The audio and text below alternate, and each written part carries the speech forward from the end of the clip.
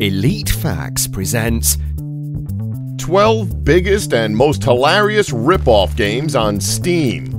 12. Ports. Oh, what's that now? You've got a high-end PC you've spent a few grand on to just play the top games out on the market in glorious high definition, running at a silky smooth 60 frames per second and mods galore to make your gaming experience a whole lot better? Well, too bad. Terrible ports deserve a spot alone on this list, as they've been a mainstay on Steam for years. Even with PC gaming getting more and more popular as the years go on, developers and publishers always seem to skimp on effort when it comes to their PC players.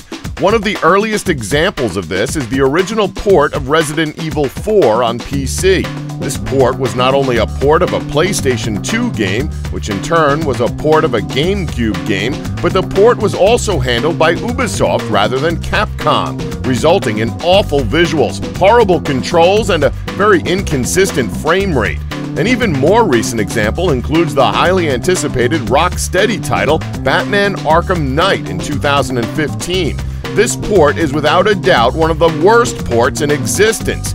The game itself looks incredible. However, considering the gameplay is fast-paced, it doesn't help that a game that should be running at 60 frames per second runs for the most part at 15 frames per second. Your players have paid for quality, so it should be the publisher's responsibility to deliver. 60 frames per second, damn it! 11. Umbrella Corp.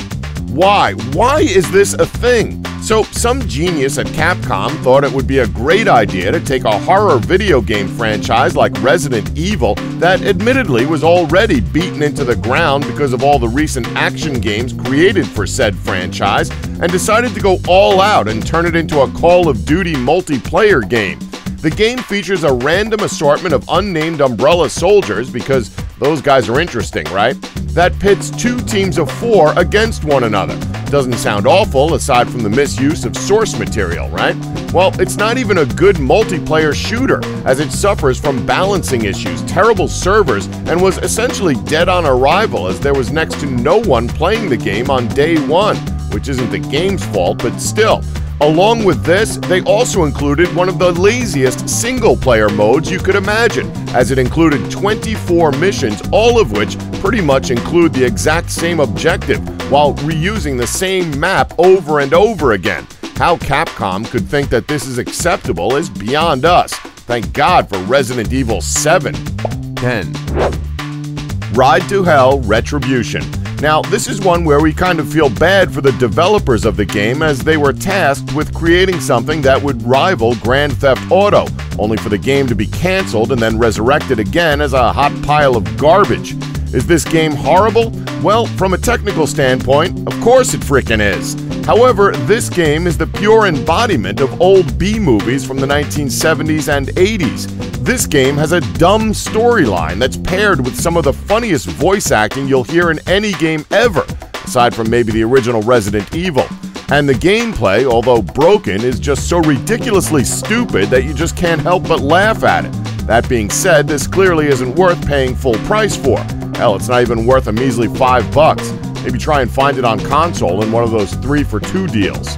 9. Simulator games. Okay, there are far too many terrible simulator games for us to choose just a select few, as it would pretty much take up the entire list.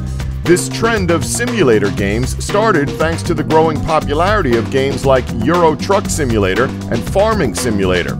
Because of this, we've seen the likes of Goat Simulator and Surgeon Simulator 2013 get released as parodies of the whole craze. This is fine, as both games function like they're meant to, especially Goat Simulator with its insane physics. Because of both the actual simulation games and the well-done parody games, we saw the rise of many developers trying to cash in on the whole fad, both with serious simulation games and bad parodies. Parodies like Rock Simulator, Woodcutter Simulator, and even frickin' Robot Vacuum Simulator. But that's not all. You also have games that try to compete with the serious line of simulator games like Train Simulator, Cities XXL, and the absolutely dreadful Airport Simulator series of games. It's a trend that just isn't willing to die out. 8.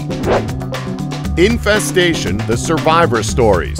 Originally known as the War Z before the copyright holders of the similarly titled World War Z book and film decided to slap them with a nice hefty cease and desist order. Infestation, the Survivor Stories, is yet another game that tries to ride on the coattails of another successful game trend that was sweeping the market at the time.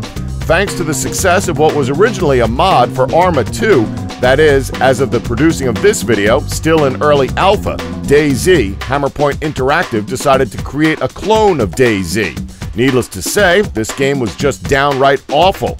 But what else would you expect from a company whose owner was originally responsible for the release of one of the worst games of all time, Big Rigs Over-the-Road Racing? This game was panned for its terrible gameplay and horrible companion and enemy AI. And the company who made this game was criticized for the way it dealt with criticism, as their community team ended up harassing players who weren't satisfied with their experience. Needless to say, Steam pulled the game for their actions against the community. 7. Day 1, Garrys Infinite. Hey, remember that game that almost shut down Total Biscuit's channel after he created an honest review of it? Well, it wouldn't be a list of hilarious rip-offs without it. Day 1, Garrys Infinite is by far one of the most infamous examples of how bad Steam games can truly get. This game clearly relied on pre-made assets, as models used in this game look like low-end Garry's Mod models from 2004. There's no excuse for that in 2013. The gameplay was just plain horrible, as enemy AI were either too dumb to notice when you were standing right next to them, or they were a bit too smart as they'd attack a player almost instantly while the player had their back turned. It's an absolute mess. Let's also not forget that the developers of this game took the digital homicide approach to dealing with critics by resorting to petty acts, such as placing copyright strikes on YouTube channels of any critics who've reviewed the game negatively. 6. Starforge. So you'd probably expect No Man's Sky to be somewhere on this list. Well, here's the problem. With all of No Man's Sky's problems, as well as all the false promises that were made during the lead-up to the game's release, at least No Man's Sky got a full release, and somewhat functioned as a game. Starforge, however, is one of those types of early access games that lulls the player into thinking it's a worthy investment to purchase an early version of the game in the hopes that by the time the final release comes out, it will be as good as they hoped it would be. Well, after purchasing the game, they're greeted by glitches galore. Not to mention the game made so many promises that weren't fulfilled in the early access version that the game was essentially dead on arrival. Now, you could argue again that bugs are expected with early access, and you'd be correct. However, the game still needs to be playable in early access, and that clearly wasn't the case here. 5. Flat Out 3. Rated the absolute worst of the worst on Steam, Flat Out 3 Chaos and Destruction was released in 2011 to nothing but negative reviews. It's really weird to think that, because the first two games in the series were pretty decent, receiving average scores of 7 out of 10 and 6 out of 10 respectively by Edge magazine. Yeah, we know Edge is a fairly biased company, but regardless. So with a decent history, how could the third game possibly go wrong? If anything, a game should be at its peak by the third one in the series. Well, this game does not follow the previous two games well, as the game not only performs terribly, seriously, come on, racing games should at the very least be 60 FPS, especially in the 2010s. But the game looks like something from the early 2000s, has horrible car physics, and is just downright annoying. Personally speaking, though, the game is far from the worst on Steam, as there is more garbage. But man, is this an awful game. 4. Ravens City. Now, at first glance, this game doesn't look terrible. Sure, graphically, it's not up to scratch with some of the more high-end games on the market, but as a little budget game, it doesn't look bad. Aesthetically and asset-wise, the game looked okay. It's the gameplay where the entire game falls apart. The game just felt incomplete, as massive parts of the game were either missing or just unplayable.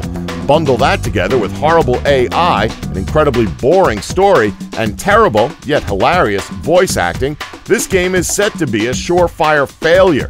It doesn't stop there. The game was removed by Steam, yet was re-released under the title Vendetta: Curse of Ravenscry.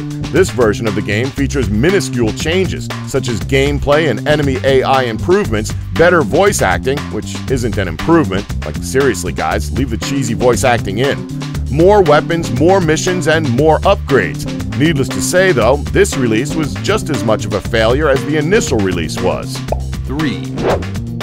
Air control. So technically, this should be a part of the simulator games section of this list, but this one is just so bad that it deserves a spot of its own.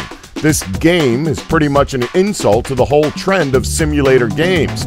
Every asset has been basically stolen from other games as they all differ in style and quality from one another. The presentation of the game is pretty abysmal, to say the least, as the area the game takes place in is either untextured or just simply doesn't make any sense whatsoever. This game was clearly just trying to cash in on the whole Goat Simulator craze. The only difference is that Goat Simulator was just wild and crazy, allowing the player to roam around an open city causing chaos, whereas this game confines you to one area, as it desperately tries to impress the player with its weird off-color humor, if you can even call it that. Oh, and the game is prone to crashing. That doesn't exactly help its cause. 2. Bad Rats. Bad Rats is somewhat of a harmless title. This game clearly didn't care. I mean, just look at it. Presentation-wise, it looks like something ripped straight from the PlayStation 1 back in 1995. Not to mention, it's a budget indie title. So why is it on this list? Because even though this game is a budget puzzle game with horrible presentation, it relies on physics-based gameplay, meaning that gravity is a factor as you try to build a structure in order to get a bomb to kill a cat. Well, it would be if the physics actually worked like they're supposed to, but yeah, it's harmless, but it just plain sucks. 1. The Slaughter Grounds and anything by Digital Homicide. Remember how we said that Air Control stole random assets and used it for their abysmal excuse for a game? Well, at least they only released one game. Digital Homicide, on the other hand, released the same game over and over again by reskinning their game with stolen assets.